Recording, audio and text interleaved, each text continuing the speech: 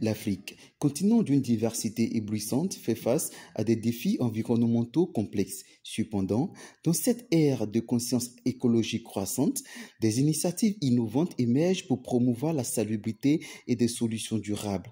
Parmi ces initiatives, le Salon de la salubrité et des solutions écologiques se démarque comme un événement phare réunissant des acteurs engagés dans la préservation de l'environnement et le développement en Afrique.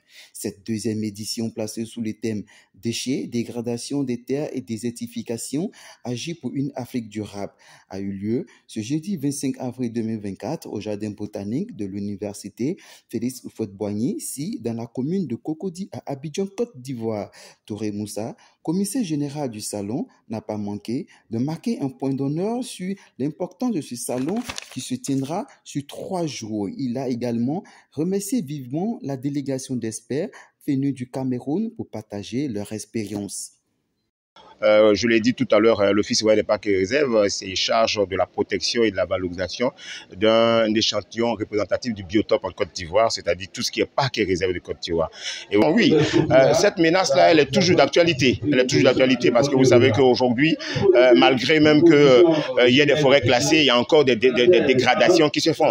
Et c'est là l'importance de l'Office ivoirien des parcs et réserves parce que nous, en tant que protecteurs de cette, de cette nature-là, quand vous voyez un parc, vous voyez une réserve, ça nous donne droit de faire en sorte qu'on puisse recouvrer un tant soit peu cette déforestation qui était en train de prendre un grand pas.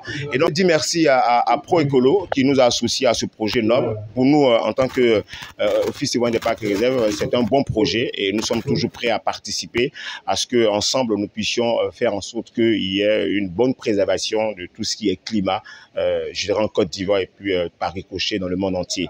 Effectivement, avec le changement climatique, nous avons beaucoup de menaces. Surtout notre ressource, la forêt. La Côte d'Ivoire qui avait 16 millions de forêts, aujourd'hui a 2 millions de forêts, pour différentes causes. Et l'ANADEC est dans le secteur agricole, l'un des secteurs qui est visé comme cible de déforestation. Et donc, dans notre mission de conseil, nous accompagnons, nous exécutons des projets qui visent à réduire ces menaces-là contre la ressource qui est la forêt. Nous sommes heureux, l'ANADEC est très heureuse d'avoir été associée à ce deuxième salon qui est d'un intérêt pour nous et occupe de plus en plus des activités que nous exécutons dans le cadre de nos services que nous rendons à la nation ivoirienne. Ce reportage est réalisé par Herman Adepo.